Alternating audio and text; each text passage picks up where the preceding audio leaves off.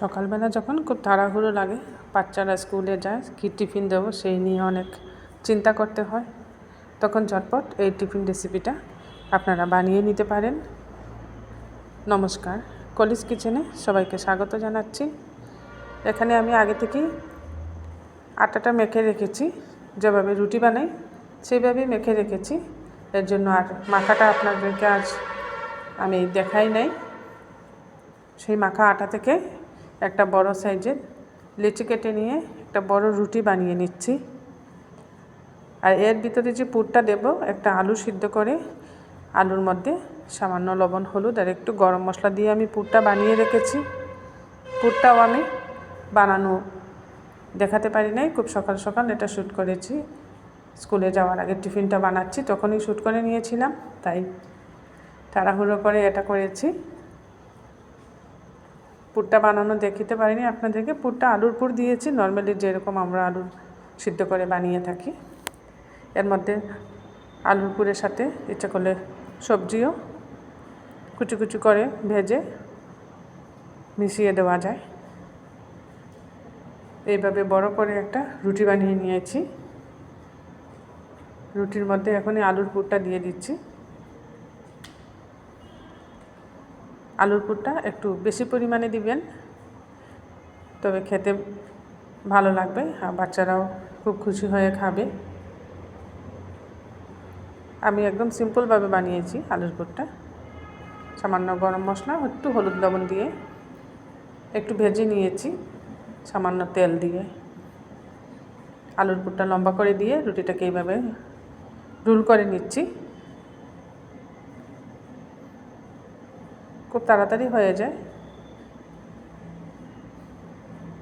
এখানে জল লাগিয়ে নিচ্ছি, এতে করে এটা টাইট হবে, খুলবে না। জল লাগিয়ে এইভাবে রোল করে নিয়েছি। একটু চেপে চেপে রোলটা করবেন। এবার চাকু দিয়ে ছোটো ছোটো পিস কেটে নিচ্ছি।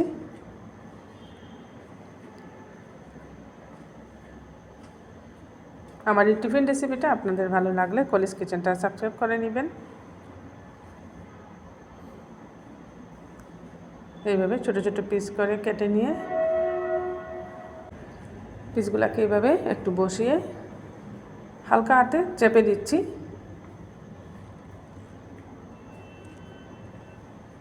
এইভাবে হালকা হাতে চেপে দিচ্ছি।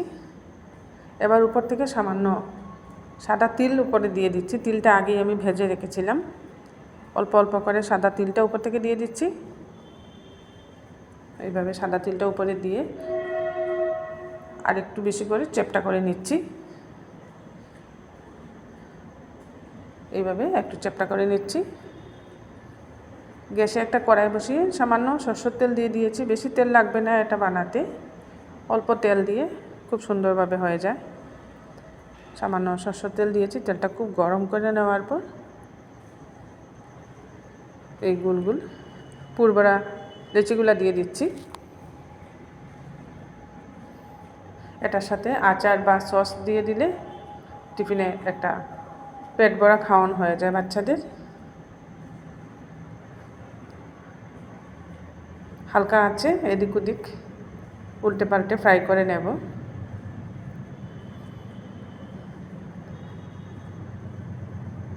আমার টিফিন রেসিপিটা ভালো লাগলে একটা লাইক করে দিবেন। এভাবে উল্টে দিচ্ছি। কিছুক্ষণ হালকা আছে একটু উল্টে পাল্টে ভাজলে ভালো হবে, এতে করে ভিতরটা কাঁচা থাকবে না।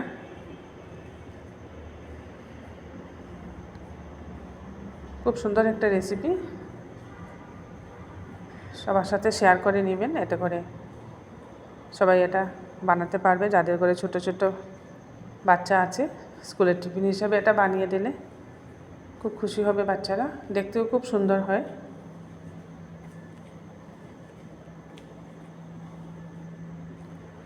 একবার উল্টে দিয়েছি। এবার গ্যাসের হিটটা একটু বাড়িয়ে এইভাবে নাড়াচাড়া করে উল্টে পাল্টে দিচ্ছি।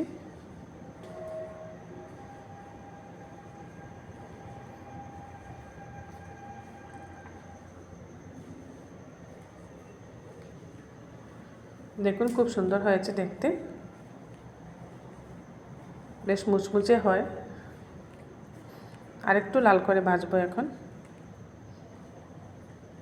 এখন গ্যাসের হিটটা একটু বাড়িয়ে কড়া করে ভেজে নেব। কড়া করে ভেজে দিলে অনেকক্ষণ মুচমুচে থাকবে। আমি এটা আটা দিয়ে বানিয়েছি, আপনারা ইচ্ছে করলে ময়দা দিয়েও বানাতে পারেন। দেখুন লাল লাল করে ভেজে নিচ্ছি।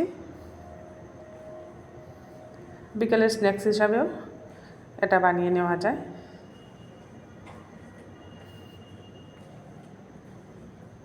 খুব সুন্দরভাবে লাল লাল করে ভেজে নিয়েছি। এগুলো ভাজা হয়ে গেছে। এক এক করে এখন আমি এগুলো নামিয়ে নেব।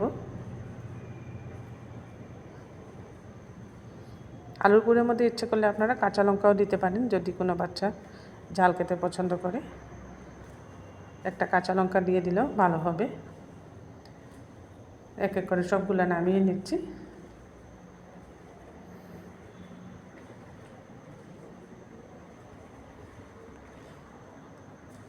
এরকম নতুন নতুন টিফিন রেসিপি নিয়ে আগামীতেও আমি আপনাদের সামনে হাজির হচ্ছি।